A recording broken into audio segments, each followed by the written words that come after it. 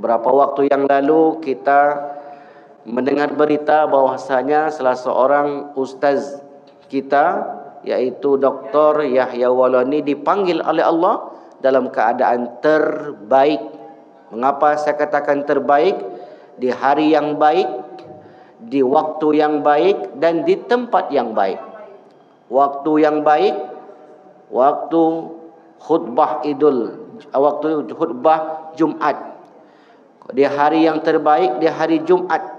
Siapa saja yang meninggal di hari Jumat, maka terlepaslah darinya azab kubur pada hari itu. Ma min muslimin yamutu yaumal jum'ah au lailatal jum'ah illa waqahullahu min azabil qabri. Siapa yang meninggal hari Jumat ataupun malam Jumat, melainkan orang itu terhindar dari azab kubur. Alhamdulillah, di pagi ini kembali kita melanjutkan majlis ilmu, majlis zikir. Mudah-mudahan waktu yang kita luangkan hendaknya menambah amal ibadah bagi kita, yang kelak amal ibadah ini kita berharap kepada Allah dapat menyelamatkan kita dari segala kesulitan-kesulitan yang kita lalui. Salawat dan salam tak lupa pula kita haturkan kepada junjungan alam Nabi besar Muhammad sallallahu alaihi wasallam dengan lafaz Allahumma salli ala Sayyidina Muhammad wa ala ali Sayyidina Muhammad. Kaum muslimin, Bapak Ibu hadirin hadirat yang dimuliakan Allah, kita masih membahas tentang perjalanan kehidupan manusia setelah meninggalkan kehidupan dunia. Sebagaimana yang kita maklumi, 5 alam kehidupan yang kita lalui. Yang pertama, kehidupan di alam arwah, kehidupan di alam ruh. Yang kedua, kehidupan di alam rahim, alam kandungan. Yang ketiga, kehidupan di alam dunia. Kehidupan alam ruh sudah berlalu. Kehidupan alam rahim sudah berlalu. Kehidupan alam dunia belum berlalu lagi. Sedang berlangsung dan akan berlalu. Siapapun yang hidup di dunia ini pasti akan merasakan kematian. Kullu nafsin dha'iqatul maut. Kematian itu tidak mesti ada rasa sakit. Wala tadri nafsum bi ai ardin tamut. Kamu tak tahu di bumi mana kamu akan meninggal. Aina ma takunu yudrikumul maut walau kuntum fi burujim musyayyada. Dimanapun kalian berada, kematian itu pasti akan mendapatimu, walaupun kamu berada di dalam benteng yang kokoh sekalipun. Apa maknanya? Bahwasanya kematian tidak bisa dielakkan. Badan sehat belum tentu umur panjang, badan sakit belum tentu umur pendek. Dalam berceramah bisa saja meninggal. Dalam bekerja, main bola, dalam apa saja, maka tidak menghalangi kematian. Beberapa waktu yang lalu kita mendengar berita bahwasanya salah seorang ustaz kita, yaitu Dr. Yahya Walani, dipanggil oleh Allah dalam keadaan terbaik. Mengapa saya katakan terbaik? Di hari yang baik, di waktu yang baik, dan di tempat yang baik. Waktu yang baik, waktu waktu khutbah Jumat. Di hari yang terbaik, di hari Jumat. Siapa saja yang meninggal di hari Jumat, maka terlepaslah darinya azab kubur pada hari itu. Ma min muslimin yamutu yaumal jum'ah au lailatal jum'ah illa waqahullahu min azabil qabri. Siapa yang meninggal hari Jumat ataupun malam Jumat, melainkan orang itu terhindar dari azab kubur. Hari Jumat itu, hari Sabtunya tetap malaikat bekerja lagi. Kemudian di waktu yang baik, hari Idul Adha, dalam keadaan berwudu, membesarkan asma Allah Subhanahu wa taala. Maka sebenarnya Bapak Ibu, kita pun iri mendengar atau melihat orang-orang yang mengakhiri kehidupan di dunia ini dalam keadaan terbaik. Mengapa? Karena itu adalah penentu. Ujung itu penentu. Baik pun awalnya, tapi ujungnya buruk, rugi. Buruk di awalnya tapi ujungnya baik, itulah yang terbaik. Karena kata Nabi, al-a'malu bil khawatim. Amal itu ditentukan pada penutupnya. Lebih baik kalau ada pilihan, lebih baik mantan preman, orang jahat daripada mantan orang baik jadi jahat. Lebih baik begitu. Lebih baik sebelumnya tidak mengenal Allah, kemudian mengenal Allah, daripada yang sebelumnya rajin beribadah tetapi kemudian meninggalkan Allah Subhanahu wa taala. Semua amal-amal ibadah orang itu habis. Wa qadimna ila ma amilu min amalin faja'alnahu haba'an mansura. Kami datangkan semua amal-amal ibadah itu, lalu kami jadikan seperti debu yang berterbangan. Maka untuk mendapatkan kematian yang baik tidak datang tiba-tiba, tidak datang secara gratis. Ada usaha ke sana. Kita bisa menebak seperti apa kita meninggal. Bagaimana caranya? Bisa enggak kita tebak seperti apa kita meninggal, Bapak Ibu? Bisa. Bagaimana caranya? Man asya ala syai'in mata alaih. Seseorang meninggal berdasarkan kebiasaan. Kalau biasanya ngerumpi, matinya ngerumpi lah. Kalau biasa mencuri, menzalimi orang, meninggalnya karena amal baik itu akan memanggil. Amal baik pada diri seorang itu akan memanggil. Tahun ini dia berkurban, tahun depan pengen kurban lagi. Itulah amal baik. Amal jahat juga begitu. Hari ini dia mengambil hak orang, besok-besoknya apa yang mengalir di dalam darahnya itu akan memanggil lagi, kalau tidak ditinggalkan segera. Jadi kita bisa memprediksi, memastikan tidak bisa. Tempat, waktu tidak bisa kita tentukan. Itu yang kita bacakan di surat Luqman tadi. Wala tadri nafsum bi ayyi ardin tamut. Kamu tak tahu di bumi mana kamu akan meninggal. Tetapi kalau orang itu sering ke masjid, insya-Allah Allah akan mudahkan jalannya menuju itu. Tapi enggak pernah sampai ke masjid, meninggal di masjid. Ada beberapa waktu lalu berita meninggal di masjid. Dia parkirkan truknya di depan pintu masjid, kemudian sampailah waktu masuk zuhur, pengurus masjid datang mencari pemilik truk, ternyata tak ditemukan di sekitar masjid. Dicari di dalam masjid juga enggak ditemukan. Dicari di kamar mandi masjid, rupanya meninggal dalam kamar mandi masjid. Jadi ke masjid itu bukan untuk solat, tetapi hanya buang hajat saja. Matinya di masjid, tetapi bukan dalam keadaan beribadah. Kebetulan singgah sebentar, Allah takdirkan di situ. Nah, ada juga kemarin berita yang kita dengar, meninggal ketika menyembelih hewan kurban. Begitu hewan kurbannya disembelih, hewan kurbannya dicabut nyawanya oleh malaikat maut, rupanya, kata kawan saya, rupanya malaikat maut itu sudah dekat di situ. Itu hanya perduga kita saja. Malaikat maut itu enggak mesti dekat dengan kita, Bapak Ibu. Makanya ada ulama yang mengilustrasikan bahwanya kematian itu, mengapa bisa satu waktu itu banyak yang meninggal? Gimana cara kerjanya malaikat maut? Kadang orang berpikir demikian. Maka dijawablah oleh ulama kita, mudah saja. Gimana caranya? Seperti bom waktu. Jam 7 meledak 100 bom. Bisa enggak dibuat satu waktu meledak? Jadi tinggal cabut saja tali akinya itu. Sekali dicabut, meledaklah semuanya. Macam listrik ini, bisa enggak satu kecamatan ini dimatikan satu waktu? Ya bisa, tinggal dicabut saja. Yang di pusat, di mana pusatnya ini? Tinggal dicabut saja di situ, maka matilah semuanya. Nah, sebenarnya cara kerja malaikat maut tentu tidaklah serendah itu, pasti lebih canggih lagi. Oleh karena itu, Bapak Ibu yang dimuliakan Allah, tidak bisa kita elakkan yang namanya kematian. Karena tidak bisa dielakkan, maka kita harus persiapkan. Karena penentu kehidupan kita nanti, di kehidupan yang lain itu ditentukan oleh kehidupan kita yang di dunia. Tidak berlebih, tidak kurang. Apa yang kita tanam sekarang, maka itulah yang akan kita tuai. Tanam mangga tentu yang tumbuh mangga. Kalau dirawat, tak dirawat, mati juga mangga. Apa yang kita tanam, apa yang kita lakukan, itulah yang kita terima. Selesailah kita dari dunia ini Bapak Ibu.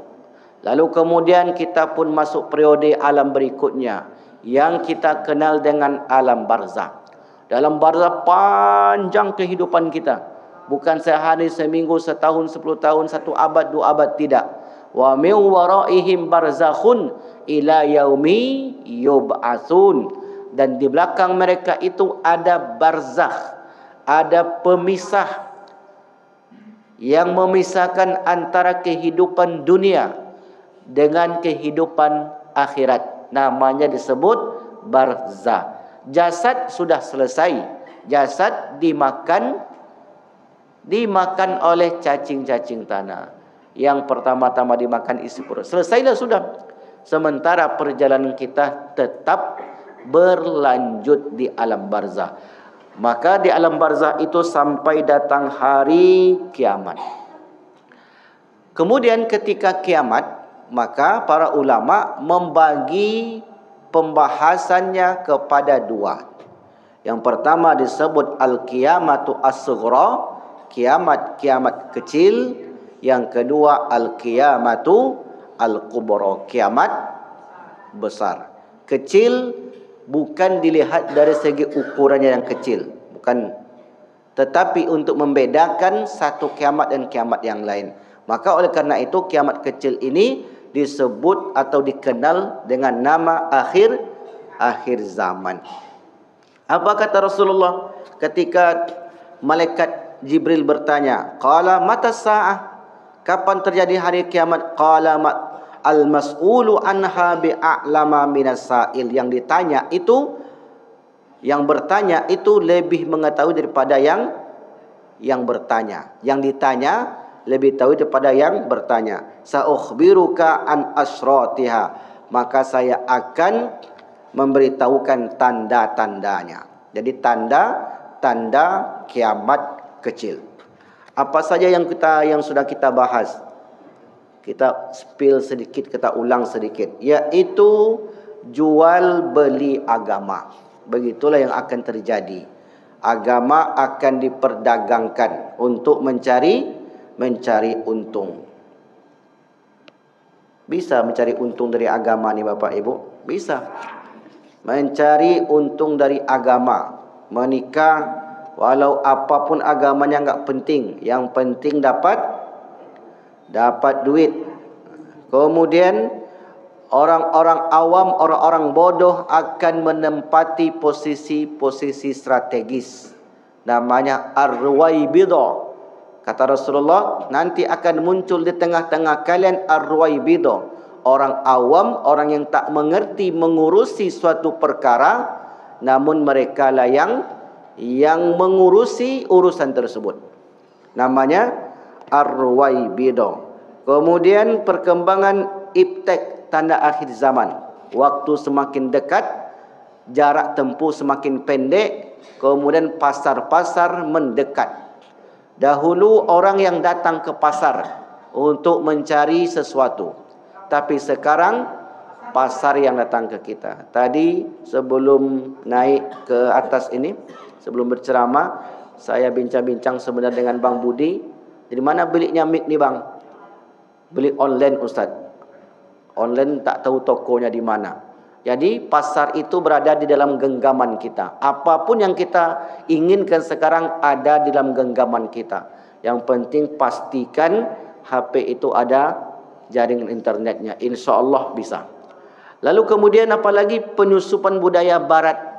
Orang Islam akan meniru seluk-beluk kehidupan orang-orang barat. Tentunya yang barat di sini adalah orang-orang Yahudi. Gaya bicara, gaya pendidikan, apa-apa kan dari barat. Ekonomi barat. Politik diimpor dari barat. Emang Islam enggak punya. Sistem ekonomi kita emang tidak punya. Sistem pendidikan, sistem perpolitikan, sistem pemerintahan. Islam itu agama, bukan sekedar ibadah saja. Ini yang salah kaprah.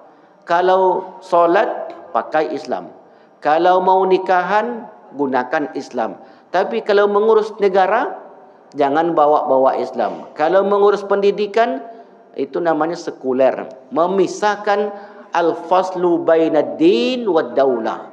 Yang memisahkan antara dunia dan negara, itu sekuler. Kalau ada kaum muslimin, itu kan urusan, kalau urusan menikah, kalau urusan rumah tangga, kalau urusan itu bersifat pribadi. Tapi kalau urusan sosial, tidak ada hubung kait dengan agama. Ini orang berarti tidak memahami agama sebagai suatu yang komprehensif, yang lengkap. Jadi agama itu bukan mengatur pindah rumah. Hari ini kan begitu Bapak Ibu. Agama mengatur kalau dia pindah rumah cepat Yasin, ya agama. Tapi kalau sudah keluar dari ranah itu, keluar dari masjid, maka agama tidak berperan. Ini namanya sekuler. Jadi jangan bawa agama. Ini warisan kami, ini surah nenek moyang kami begini. Agama enggak ada mengatur. Apa pula tidak diatur oleh agama? Warislah yang mengatur dalam agama itu. Apapun tradisi di kampung kita, jangan sampai dikalahkan oleh agama.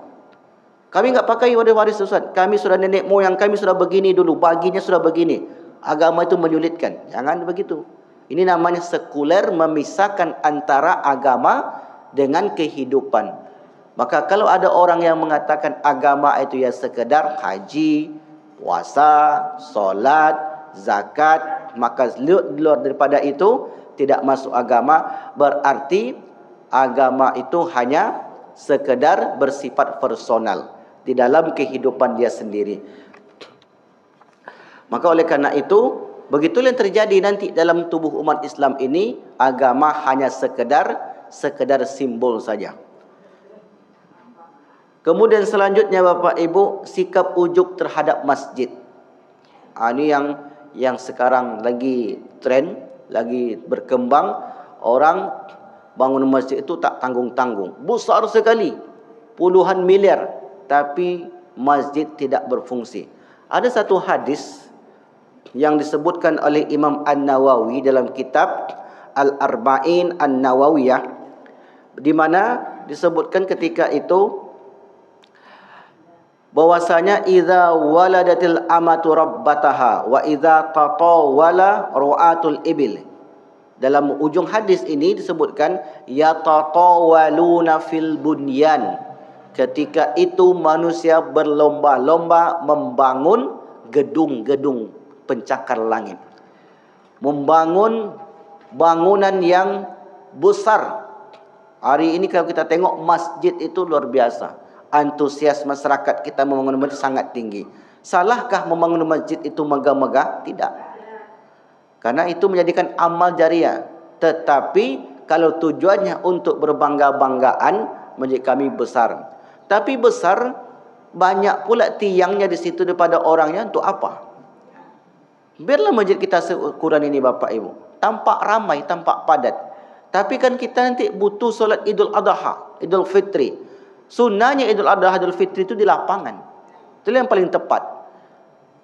Karena kalau di masjid tentu tidak muat, maka dibuat lapangan. Mengapa dibuat di lapangan? Supaya kaum perempuan yang tidak bisa melaksanakan solat bisa hadir ke sana untuk merasakan kegembiraan. Walaupun mereka hanya sekedar tegak-tegak saja. Kalau di masjid bagaimana mungkin mereka bisa masuk? Sebab dalam keadaan tidak diperbolehkan. Tetapi kalau di lapangan, maka siapapun boleh datang ke sana. Sebab tidak ada larang pantang bagi orang-orang yang halangan tadi. Maka tetapi kemudian manusia di akhir zaman berlomba-lomba pada fisik. Makanya guru kami dulu, dosen kami mengatakan, peradaban itu bukan dilihat dari fisik. Peradaban itu bukan fisik Bapak Ibu. Tapi peradaban itu ada pada manusianya. Hari ini mungkin orang terperangah menengok peradaban Spanyol yang dibangun oleh Khalifah Al-Abbasiyah, Umayyah yang kedua di Spanyol. Dulu namanya Andalusia. Kenapa cerita Spanyol pagi ini Ustaz? Karena final Portugal dengan Spanyol. Mungkin ada di antara yang mengikuti di luar sana. Yang kita lihat peradaban itu dah bangunan-bangunan. Apakah itu peradabannya? Tidak. Peradaban yang sesungguhnya itu ada pada manusianya. Maka peradaban itu diambil dari kata adab. Peradaban daripada kata adab. Adab, adakah bangunan itu yang beradab? Tidak mungkin. Yang beradab itu adalah manusia itu sendiri. Jadi dibangunnya bangunan yang besar pencakar langit itu belum tentu menunjukkan itu suatu kemajuan yang besar. Hari ini kalau kita tengok Cina membangun itu luar biasa Bapak Ibu. Apa yang tak bisa dibangun manusia bisa dibangunnya. Nah, mereka itu membangun karena sudah membentuk manusianya yang hebat-hebat. Pasti diawali oleh manusianya dahulu. Maka nanti peradaban itu ada sebut dengan peradaban Islam, di mana manusianya diisi dengan nilai-nilai keislaman. Hari ini kan banyak pertanyaan. Mengapa umat Islam itu mundur? Apa-apa pun bentuk aplikasi pasti dari barat. TikTok, YouTube, apa lagi? WhatsApp, enggak ada umat Islam. Maka kata dosen kami, kata guru kami, karena Islam itu tidak menciptakan sesuatu yang merusak. Jadi ketika sesuatu itu muncul, sudah ada nilai-nilai keislaman di dalamnya. Makanya kalau banyak tetapi kemudian tidak mendatangkan kebaikan, Islam tak mungkin begitu. Islam itu meskipun satu dua yang dibangunnya, tetapi yang satu dua itu mendatangkan kebaikan, maka itulah yang disebut dengan nilai-nilai Islami yang terkandung di dalam suatu program ataupun yang kita namakan hari ini aplikasi. Jadi Islam itu sama sekali tidak melihat pada fisik yang megah, tetapi melihat pada lain ambo sama ambo ko Pak Ibu. Atau ambo je cakapnya. Ini agak lain seketik pengajiannya. Jadi kalau ada bicara tentang akhir zaman ini, tidak lagi masuk ranah fikih, tafsir. Kalau itu sudah banyak ustaz kita di sini yang berkompeten, yang hebat-hebat. Jadi pengajian akhir zaman ini erat hubungannya dengan kehidupan kita sekarang. Namanya saja akhir zaman. Disebutkan oleh Nabi 14 abad yang lalu. Terjadinya kapan? Sekarang dan yang akan datang. Jadi itu bukan prediksi, tetapi wahyu yang Allah turunkan kepada Rasulullah melalui perantara malaikat Jibril. Dan begitulah yang terjadi. Jadi peradaban itu sesungguhnya bukan karena bukan bangunannya, bukan fisiknya, tetapi ada pada orangnya. Coba perhatikan hari ini. Orang bilang barat itu maju peradabannya. Orang yang tak paham dia pasti mengatakan betul. Coba tengok mereka bisa buat ini. Tengok sekarang dia perang dengan Gaza, hancur lulu. Mereka tu hebat peradabannya, tanknya, kemudian pesawatnya, kemudian bom dan sebagainya. Peradaban itu bukan ada pada fisik, bukan ada pada fisik, tetapi ada pada orangnya. Apakah dia mendatangkan kebaikan atau tidak? Apa kurangnya di Mesir Bapak Ibu? Piramid yang begitu megah, Sphinx yang begitu besar, disebut peradaban? Tidak disebut peradaban karena tidak mendatangkan adab, tidak melahirkan manusia-manusia baik di dalamnya. Jadi peradaban itu ketika lahirnya manusia-manusia baik yang mengajak atau menciptakan kebaikan. Itulah manusia yang menciptakan peradaban tadi. Kalau tidak ada nilai seperti itu, berarti tidak disebut suatu peradaban. Hanya benda-benda kosong saja.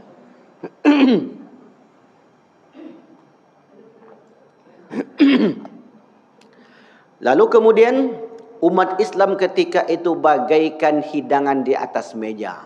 Jumlahnya banyak tetapi kekuatannya seperti buih. Ini yang disebutkan oleh Rasulullah SAW, Ghusaun kausa'is sail. Kalian itu nanti jumlahnya miliaran. Hari ini berapa penduduk dunia? 8 miliar. Berapa umat Islamnya? Hampir separuh. 40 sampai 45%. Di mana-mana orang Islam isinya sekarang ini. Di Eropah itu Islam banyak sekarang Bapak Ibu. Tengoklah di Inggris, di Manchester United, di London, itu banyak sekali orang Islam. Di Perancis, di Itali, kalau di Timur Tengah tak usah sebut lagi. Memang situlah sumbernya. Di mana-mana Islam hari ini, di Australia, Itali, di Jerman, Islam menyelesaikan. Tetapi umat Islam itu seperti buih di lautan yang tidak ada kekuatan. Buih apa kekuatannya? Sekali dihempas gelombang, maka pecahlah dia. Sekali ditiup angin, kemana angin bertiup, maka dia akan ke sana. Nah, coba kita tengok hari ini. Kemana angin bertiup? Apa yang maksud angin bertiup ini? Kata yang di barat sana, vaksin. Vaksin sampai ke hilir. Kata ini, apa yang terbaru? Vaksin TBC, apa namanya? TBC itu kata kawan saya, tahayul khurafat bid'ah. Nah, itulah TBC itu kata dia. Jadi dibelokkan. Ini tinggal ditekan kontrak aja, tekan kontrak, vaksin nanti semuanya. Kenalah kita. Ustaz pun kena vaksin. Kalau mau umroh, vaksin dulu. Ketua masjid yang lari-lari, divaksin nanti. Nggak tahu sampai mati. Pokoknya tergantung dari hulu sana. Jadi hulunya, siapa yang menciptakan tadi? Apakah itu berperadaban? Tidak sama sekali. Begitulah umat Islam itu Bapak Ibu. Seperti buih. Kemana yang di hulu itu berembus, mengalir, maka yang di hilir akan merasakan seperti itu. Bisa mengelak? Enggak bisa mengelak. Begitulah yang kita rasakan saat ini. Kemudian muncul pula nanti generasi-generasi. Ini yang belum kita jelaskan. Generasi-generasi yang membaca Al-Quran tetapi tidak sampai kecuali hanya di kerongkongan. Baca Qurannya luar biasa, indah, suaranya melayang tinggi, tetapi tidak sampai ke dalam dadanya. Makanya kata Rasulullah SAW, mereka itu diumpamakan seperti orang yang berkepala gundul, berkepala botak. Bukan kepalanya yang botak, tapi pemahamannya yang licin, pemahamannya yang sangat dangkal. Sehingga kemudian dengan tanpa merasa terhina, ketika dia membaca Al-Quran, datanglah orang-orang yang berduit untuk Kalau penyanyi dangdut itu kalau nyanyi dia apa? Pembaca Al-Quran ada nggak sekarang yang begitu? Disawer Bapak Ibu. Jadi apa yang dilakukan di barat sana, betul-betul kita adopsi, betul-betul kita terapkan dalam kehidupan ini. Dan dia katakan, orang yang tadi mengatakan, itu tanda mereka menghormati pembaca Al-Quran. Padahal itu tanda orang tidak itu bukan penghormatan Bapak Ibu. Jangan silap. Itu bukan penghormatan. Sekarang begini, Bapak Ibu lagi ngobrol di depan umum, lagi tampil, tiba-tiba ada orang menyerahkan duit. Itu penghormatan atau penghinaan? Itu penghinaan. Tapi kemudian orang menjadi senang. Karena memang untuk dia nanti yang jatuh itu. Betul untuk dia. Tapi yang kita lihat adalah perilakunya. Perilaku seperti itu menjadikan Islam itu semakin lemah, semakin terhina. Maka muncullah orang-orang seperti itu. Apa kata Rasulullah sallallahu alaihi wasallam? An Abi Sa'id Al-Khudri radhiyallahu an Nabi sallallahu alaihi wasallam, yakhrujun nasun, muncul orang-orang min kibalil masyriq, dari timur, wa yaqra'unal Qur'an, mereka membaca Al-Qur'an, la yujawizu taraqiyahum, tidak melampaui kerongkongan mereka, yamrukuna minad din, mereka keluar dari agama itu, kama yamrukus sahmu minar ramiyah, sebagaimana anak panah yang melesat dari busur. Summa la ya'uduna fihi, kemudian tak akan kembali lagi, hatta ya'uda sahmu ila fuqihi, sampai anak panah itu kembali dengan sendirinya ke busur tersebut. Mungkin itu terjadi? Tidak mungkin. Qila ma simahum, apa tanda mereka ya Rasulullah? Qala simahum at-tahlik, tanda mereka itu berkepala gundul. Berkepala gundul nanti jangan sampai Bapak Ibu jumpa orang botak, akulah tandonya Ustaz. Bukan itu maknanya. Memahami teks hadis itu jangan letterlek, apalagi hadis-hadis akhir zaman. Karena akhir zaman ni, baca silakan at-tahlik. At-tahlik itu dari kata halaqa. Halaqa itu memangkas rambut. Atau qala at-tasbit, atau orang yang rambutnya dipangkas habis. Maksudnya bukan rambutnya yang habis, tetapi isi kepalanya yang sedikit. Itulah maknanya itu. Jadi makna kiasan, bukan rambutnya yang habis, tapi isi kepalanya itu yang dangkal. Kemudian dengan mudah dia mengatakan Al-Quran itu sebagai kalam ilahi untuk dipertunjukkan. Padahal hakikat Al-Quran bukan untuk dipertunjukkan, tetapi untuk diamalkan dalam kehidupan. Lalu kemudian, ilmu ketika itu sebatas pengetahuan. Kita lanjutkan berikutnya. Ilmu ketika itu sebatas pengetahuan. An Ali qala, ya hamalatal ilmi, wahai orang yang diberi ilmu, i'malu bihi, bekerjalah, berbuatlah dengan ilmumu itu. Fa innamal alimu man amila bima alima wa wafaqa ilmuhu amalahu. Orang alim itu adalah yang disebut alim. Ini silakan dicatat Bapak Ibu. Siapa itu ulama? Siapa itu orang alim? Silakan dicatat. Definisi Al-Quran dan definisi Nabi. Definisi Al-Quran, innama yakhshallaha min ibadihil ulama. Yang disebut ulama itu adalah yang memiliki rasa takut. Itulah ulama.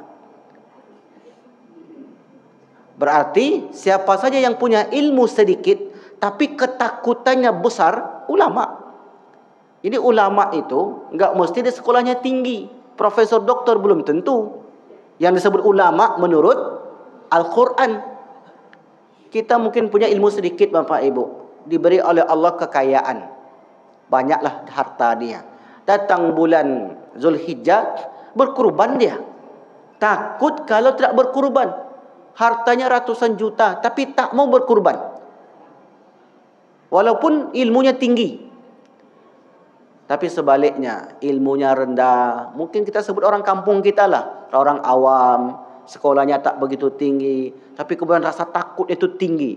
Ya Allah, saya ini sudah beri nikmat oleh Allah. Sekarang sudah begini hidup saya, haji sudah, punya ini sudah, mobil ada, anak sudah. Tahun ini kalau enggak kurban saya takut sekali saya, ya Allah. Berkurbanlah dia Bapak Ibu. Takut dia kalau tidak berkurban. Itu namanya orang yang takut, berarti mewarisi sifat-sifat ulama. Ya Allah, ini 5 waktu. Kalau enggak ke masjid saya, apalah jadinya saya. Rasa takut. Kemudian dia datang ke masjid, berarti dia mewarisi sifat-sifat ulama. Meskipun tidak bisa berfatwa. Karena kata Rasulullah, istaftif qalbaka, berfatwalah kamu dengan hatimu. Mintalah fatwa kepada hatimu. Selama ini orang minta fatwa kepada ulama. Pak Ustaz, Syekh, Pak Yai, Buya, apa hukumnya begini? Oh, kalau begini saya menjelaskan panjang lebar dalil Al-Quran al-Hadis. Habis itu tidak ada penerapan. Lebih mending orang ketika mengatakan, kalau begini saya sepantasnya sudah wajib hukumnya bagi saya. Kalau enggak saya lakukan, berdosa saya. Ada rasa takut. Itulah yang muncul dalam dirinya, mewarisi sifat ulama meskipun dia tidak dikenal di luar sana. Banyak dulu ada sahabat dulu namanya Uwais Al-Qarni. Pernah dengar ceritanya? Pernah dengar ceritanya Bapak Ibu? Aku dengar ceritanya enggak saya ceritakan lagi. Namanya dikenal di langit, populer di langit, tapi di dunia enggak ada yang kenal. Mengapa? Karena baktinya kepada orang tuanya. Jadi enggak mesti dikenal oleh halayak ramai untuk disebut sebagai seorang yang dekat, seorang yang takut kepada Allah Subhanahu wa taala. Dalam hadis bagaimana? Dalam hadis, i'malu, kata Ali. Ya, ini perkataan Ali bin Abi Thalib yang terdapat dalam riwayat Imam Ad-Darimi. Jadi kalau perkataan sahabat itu disebut dengan hadis mauquf. Hadis itu ada 3. Hadis marfu disandarkan kepada Nabi, hadis mauquf disandarkan kepada sahabat, hadis maqtu disandarkan kepada tabi'in. Hadis marfu ada yang hasan, ada yang sahih, ada yang hasan, ada yang dhaif. Hadis mauquf ada yang sahih, ada yang hasan, ada yang dhaif. Ucapan-ucapan sahabat. An Ali qala, ya hamalatal ilmi, wahai penuntut ilmu, i'malu bihi, beramallah kalian dengan ilmu kalian itu. Fa innamal alim, sesungguhnya orang yang alim itu adalah man amila bima alima, orang yang beramal terhadap pengetahuannya. Wa wafaqa ilmuhu amalahu, ilmunya itu sesuai dengan amalnya. Itulah orang yang alim. Jadi definisi alim itu sederhana. Apa tadi orang yang alim? Amalnya itu sejalan dengan ilmunya. Ilmunya bagaimana? Ilmunya dia tahu tidak boleh bagi laki-laki tanpa uzur kecuali solat di masjid. Dia tahu. Mesti ke masjid kalau tidak ada uzur. Karena pahalanya besar dan sebagainya. Dia datang ke masjid. Berarti sejalan. Dia tahu bahwasanya menyogok itu tidak boleh. Dia tahu itu. Tapi kemudian dia lakukan. Berarti berseberangan. Tidak disebut sebagai alim. Meskipun dia alim. Tapi orang-orang awam kita bahkan lebih takut Bapak Ibu. Enggak mau kami Ustaz. Itu riba. Bahkan lebih ketat. Ada jemaah saya itu ketat sekali. Pokoknya kalau ada sedikit saja subhat di harta saya enggak mau. Saya tanya, Bapak alim bukan? Saya ni cuma dengar-dengar ceramah saja Ustaz. Berarti efek daripada ceramah ni Bapak Ibu tidak bisa dianggap sepele. Walaupun tidak terasa hari ini, tetapi sesungguhnya dia masuk ke dalam jiwa kita dan suatu saat dia akan teraplikasikan, diterapkan dalam kehidupan ini. Jadi walaupun sedikit demi sedikit akan ada pengaruh dalam kehidupan ini. Sesuai apa yang dia tak ketahui dengan apa yang dilakukan. Itulah definisi orang alim menurut Ali bin Abi Thalib. Wa sayakunu aqwamun, ini kata Ali, akan muncul nanti suatu kaum yahmilunal ilma, mereka memiliki banyak ilmu, la yujawizu tarakiyahum, tidak melampaui kerongkongan mereka. Apa maknanya? Apa maknanya? Ilmu itu tidak masuk ke dada. Ilmu hanya sampai di kerongkongan, di kepala. Itulah bedanya Islam dengan Barat Bapak Ibu. Itulah bedanya orang-orang yang beriman dengan orang tak beriman. Orang tak beriman itu Pak, ilmunya luas. Diciptakannya alat-alat canggih. Tapi alat canggih itu gunanya untuk menghabisi orang. Coba kita tengok. Untuk apa diciptakan nuklir? Kira-kira ada enggak manfaatnya?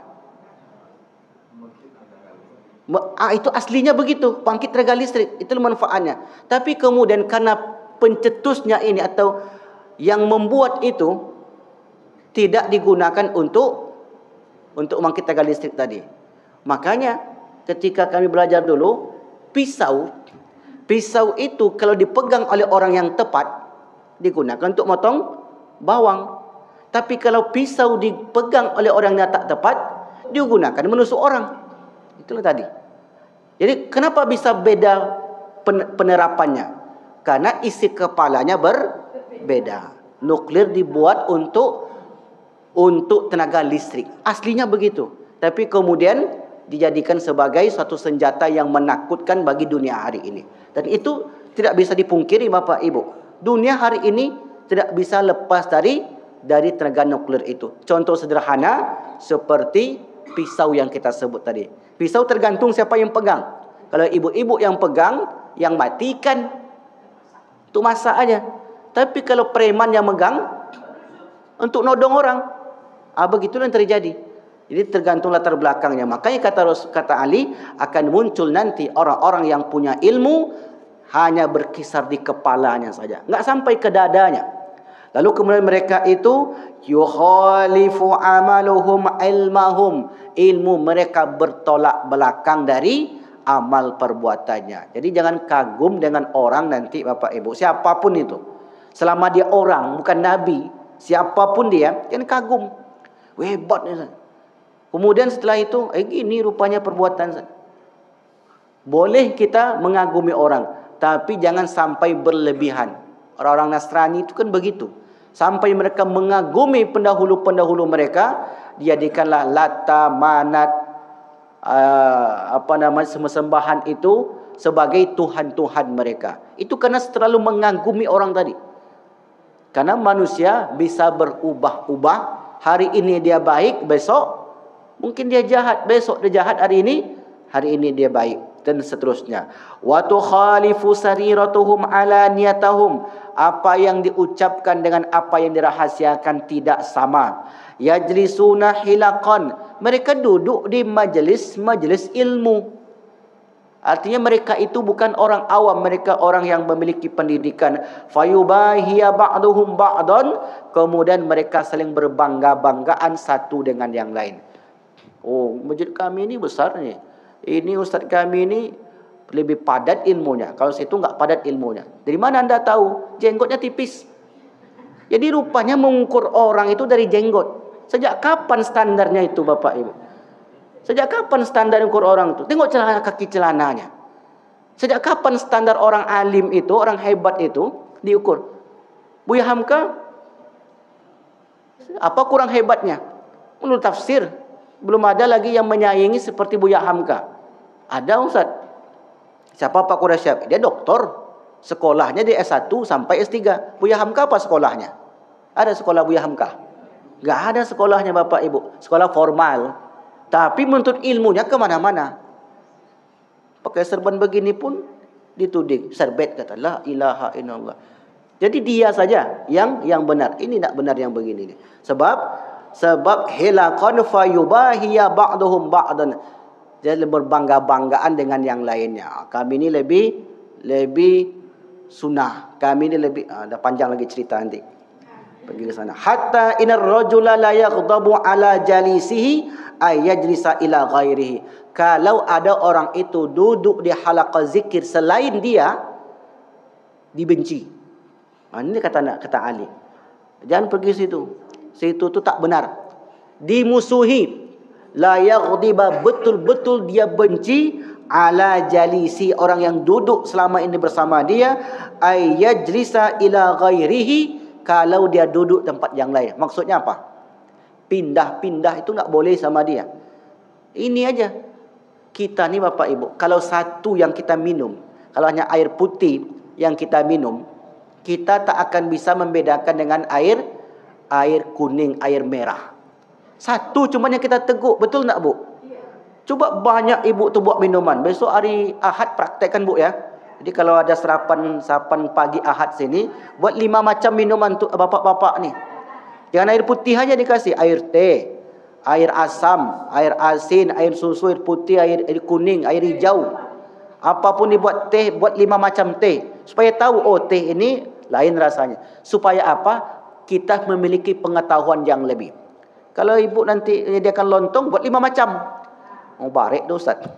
Ini contoh saja. Supaya banyak rasa yang kita tahu. Dalam kehidupan bukan begitu. Tapi kata dia, wa yada'uhu ulaika la tas'adu a'maluhum fi majalisihim tilka ilallah. Orang yang semacam itu amal ibadahnya tak naik kepada Allah, kata Nabi. Kenapa? Ya, bisa jadi itu penyebabnya karena niat menuntut ilmunya sudah salah. Sehingga kemudian yang boleh menuntut ilmu hanya di tempat kami ini saja. Itu sikap yang tidak fair di dalam menuntut ilmu. Sehingga kemudian itulah menyebabkan pemikiran orang seperti kacamata kuda. Menengok ke depan tak tahu kiri yang kanan. Begitu banyak terlewatkan dalam kehidupannya. Padahal kiri kanan itu banyak pengetahuan yang bisa kita lihat. Jelas di sini Bapak Ibu? Nah, itulah yang disebutkan oleh Ali di dalam riwayat Imam Ad-Darimi ini. Maka apa komentar para ulama? Bahwasanya makna hadis ini ialah amalan bacaan seorang tidak sampai kepada Allah apabila orang itu termasuk orang yang pendosa dan tidak menyucikan diri mereka. Mana tidak meresap dalam hati mereka ialah mereka tidak memahami makna-makna ayat Al-Quran tersebut dengan hati mereka, dadanya tidak menjadi lapang dan tidak mengamalkannya. Tidak bisa berlapang dada ketika berseberangan pemikiran dengan orang lain. Itulah akhirnya. Itu efek daripada melihat seperti kacamata kuda tadi. Baik, Bapak Ibu yang dimuliakan Allah, ada sedikit lagi. Kalau ada yang bertanya, silakan. Kalau tidak ada, saya lanjutkan. Tidak ada? Lanjut. Nah, kemudian setelah sekian banyak tanda-tanda akhir zaman itu berlaku. Karena di buku saya ini, saya tulis hanya 36. Jadi di buku ini, kiamat dan tanda-tandanya, ini seri yang kedua, saya hanya tulis 36. Kenapa 36? Karena terkadang terjadi pengulangan-pengulangan. Jadi saya kutip saja 36, saya pilih hadis-hadis yang sahih untuk mudah dipertanggungjawabkan. Karena banyak juga hadis akhir zaman ini yang dhaif bahkan palsu. Dan itu juga diangkat. Itu masalahnya. Hari Jumat depan akan terjadi kiamat. Dah habis pula Jumat. Ramadan depan akan terjadi kiamat. Dah habis pula Ramadan. Kiamat enggak juga datang-datang. Apabila terjadi dua kali dentuman atau bersamaan, apa istilahnya lupa saya, maka nanti akan terjadi kiamat, kata orang ini. Tapi kemudian sampai detik ini belum terjadi kiamat, karena hadisnya hadis palsu. Imam Mahdi sudah diangkat, sudah didaulat, karena kelahiran tahun 83.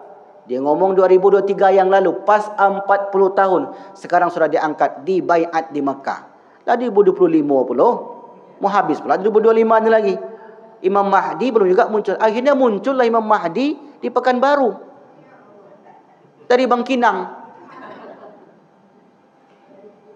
Nah, ini banyak, Pak. Banyak yang mengaku-ngaku Imam Mahdi. Datanglah jemaah ke saya, Ibu. Ini ibu-ibu ini.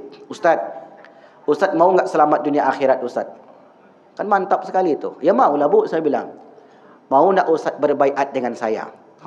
Kenapa begitu, Bu? Saya ini, bahasa Inggris dia, helper Mahdi. Apa artinya helper? Dari kata help, asisten. Help, dari kata help, menolong kan asisten. Berarti saya ini asisten Imam Mahdi. Di mana Imam Mahdi, Bu? Di India. Karena nanti kita akan bahas siapa Imam Mahdi. Supaya enggak semua orang ngaku Imam Mahdi. Imam Mahdi itu bukan orang Pekanbaru, bukan orang Ocu, bukan orang Batak, bukan orang Minang. Namanya Muhammad. Iko namanya Qasim. Itulah Imam Mahdinya. Berkembang juga pemahaman seperti itu. Jadi banyak yang berkembang di Pekanbaru ni, Bapak Ibu. Kita saja terkadang karena lingkungan kita orang-orang baik semuanya, kita enggak tahu yang begitu. Karena mengajinya tepat. Kalau mengaji tak tepat, macam-macam, Pak. Di sebuah masjid, lupa sama apa ya masjidnya, tasbihnya besar, Pak. Ada pegang tasbih. Dia tasbihnya, Pak, sampai di kalung, panjang, sampai karangan bunga, kayak bunga gitu. Jadi mengaji dia, saya ni Ustaz, ilmu saya ni ilmu dari dulu, dan itulah ilmu yang benar, yang lain itu tak benar. Apa buktinya, Pak? Coba tengok tasbih saya, kata. Tasbih itulah yang menjadi standar benar. Padahal tidaklah demikian. Nah, baik. Ini kita angkat aja sedikit-sedikit contohnya. Nah, kemudian kaum muslimin akan berkumpul di Syam. Itulah puncaknya nanti, Bapak Ibu. Kapan ini? Wallahu alam bissawab. Tetapi kalau kita analisa, jika terus-menerus penzaliman terhadap saudara kita di Palestina terjadi, seluruh hati dunia ini sudah geram, ada tidak kemungkinan orang akan berkumpul di sana? Ada. Semua orang dah geram menengoknya, Pak. Dilarang ini tak mau, dibuat negosiasi tak mau, kemudian diberi tawaran ini itu tak mau. Pokoknya kami mau tanah ini. Sementara tanah itu bukan milik mereka. Dunia sudah menyaksikan dan geram. Ketika dunia sudah geram, dan hati manusia itu sama semuanya, Bapak Ibu. Hati manusia itu ada kebaikan di situ. Siapapun, walaupun dia orang jahat, tetap ada kebaikan. Ketika menengok orang yang dizalimi terus-menerus itu, sejahat apapun orang tersebut, kecuali karena beda pemikiran, dia akan merasa iba. Orang-orang Barat itu mana ada imannya, Pak? Orang Amerika, mereka demo di depan konsulat, di depan Gedung Putih itu. Apa agama mereka? Kita enggak tahu. Tapi mereka ada rasa kasihan. Karena manusia itu semuanya sama. Memiliki rasa kasihan, memiliki rasa iba. Ya, adapun nanti ibaratnya itu karena kemanusiaan, namanya humanisme. Latar belakangnya karena kemanusiaan, ada latar belakangnya karena sosialisme, karena sosialnya yang bagus, ada latar belakangnya karena keagamaan, macam-macam. Tapi kemudian mereka geram menengok itu. Nih, kalau kita terus analisa yang seperti ini, adakah kemungkinan orang akan berkumpul satu titik untuk menengok kezaliman ini? Bisa jadi. Kita kalau ada orang kezaliman daerah Panam, setiap hari saudara kita dizalimi, kita di sini mampu enggak membiarkannya? Tak akan tega kita membiarkan seperti itu. Pasti kita ingin melihat mengapa mereka dizalimi, mengapa mereka ditindas. Seperti itulah yang terus terjadi. Maka kemudian kaum muslimin akan berkumpul di Syam, kata Nabi. Hadis riwayat Imam Al-Hakim. An Abdullah ibni Amr qala ya'ti 'alan nas zamanun, akan datang kepada manusia itu suatu masa, la yabqa fihi mu'minun, tidak ada seorang mukmin pun yang tersisa, yang tertinggal, illa kecuali lahiqa bisyam, kecuali akan menyusul ke Syam. Syam itu hari ini 4 negara. Lebanon, Yordania, Palestina, Syria. Itulah Syam itu. Dan menurut hadis Nabi, terakhir nanti perang Yahudi Islam itu di akhir zaman tempatnya di Syria, namanya Ghutah. Nanti kita bahas hadisnya ketika sudah betul-betul di akhir ini. Tempatnya Ghutah, dan Ghutah itu sampai sekarang masih ada. Tempat itu masih ada, penghuninya juga ada. Sampai kemudian nanti di Syria itu ada satu kawasan, disitulah Nabi Isa turun. Di sebuah menara namanya Manaratul Baydha, menara putih. Dan di situ penghuninya orang-orang Kristiani. Ada hadisnya Ustaz? Ada. Ada bentuk fisiknya sekarang? Ada. Inilah yang disebut dengan mukjizat Nabi. Al-i'jazu an-Nabi. Mukjizat Nabi Muhammad sallallahu alaihi wasallam bisa menyebutkan sesuatu yang terjadi di masa yang akan datang. Manusia tak mungkin, Bapak Ibu. Kalau manusia prediksi bisa jadi salah, bisa jadi benar. Tapi kalau Nabi yang mengucapkan, sebab dibimbing oleh wahyu, mestilah benar karena datang daripada Allah Subhanahu wa taala. Kemudian an Abdullah ini Umar an abihi qala Rasulullah yakhruju narun min Hadramaut, akan bergejolak api nanti di Hadramaut. Hadramaut itu di mana? Yaman. Kalau Bapak Ibu tengok, mengapa Yaman selalu ikut, Ustaz? Apa sebenarnya target mereka? Kalau target kita tak tahu, karena susah untuk membaca hati orang. Atau ada politik di balik itu. Tapi kalau menurut hadis Nabi, memang nanti api itu akan bergejolak sampai ke Hadramaut, atau min nahri bahri Hadramaut, atau laut Hadramaut. Hari ini kan begitu Bapak Ibu. Pangkalan-pangkalan militer itu hanya sampai di perbatasan laut Hadramaut. Qabala yaumal qiyamah, sebelum hari kiamat terjadi. Tahsurun nasu, manusia berkumpul. Tahsurun nas menyebabkan manusia berkumpul. Qalu ya Rasulullah, lalu sahabat bertanya, fama ta'muruna, apa yang kau titahkan kepada kami kalau kami hidup di zaman itu? Qala alaikum bisyam, hendaklah kalian memperhatikan Syam, Syria, Yordania, Palestina, Lebanon. Kan inilah pusat konflik sampai hari ini. Karena memang itu menjadi perebutan oleh kekuatan Yahudi yang dilatar belakangi oleh Satania. Satania itu adalah kelompok yang atau aliran yang basicnya penyembah setan. Makanya kalau Bapak Ibu silakan tulis, bagi yang ingin nulis, nama bukunya Protokolat Yahudi. Protokolat Yahudi. Itulah isi dunia hari ini Bapak Ibu. Apa yang berlaku dalam dunia hari ini sudah tertuang di dalam protokolat Yahudi. Tengok lambang-lambangnya di situ. Mungkin di sini oleh mengkaji itu Ustadz Misran mungkin ya, wallahu alam. Kalau ada yang mengkaji tentang khusus tentang Yahudi, itu luar biasa. Kalau kita enggak mengkaji secara detail, kita menjelaskan secara umum, karena yang kita kaji titik tekan kita tanda-tanda akhir zaman, bukan kajian agama-agama. Tapi kalau dikaji lebih mendalam, mengapa ada agama-agama itu, maka masuklah ke dalam al-firaq al-islam, kelompok-kelompok dalam Islam yang kemudian berkembang nanti menjadi suatu keyakinan. Maka mungkin ya pembahasan ini dibahas oleh Ustaz Misran Agusmar. Wallahu alam bisawab. Baik Bapak Ibu yang dimuliakan Allah Subhanahu wa taala, inilah yang dapat kami sampaikan pada pagi berbahagia ini. Jika ada yang ingin bertanya atau berbagi pengalaman boleh. Kalau tidak ada, maka kita tutup dengan doa kafaratul majlis. Ada? Alhamdulillah, paham semua berarti. Ada Ibu? Tidak ada. Baik, kita tutup dengan doa. Subhanakallahumma wa bihamdika asyhadu an la ilaha illa anta astaghfiruka wa atubu ilaik. Walafu minkum. Wassalamualaikum warahmatullahi wabarakatuh.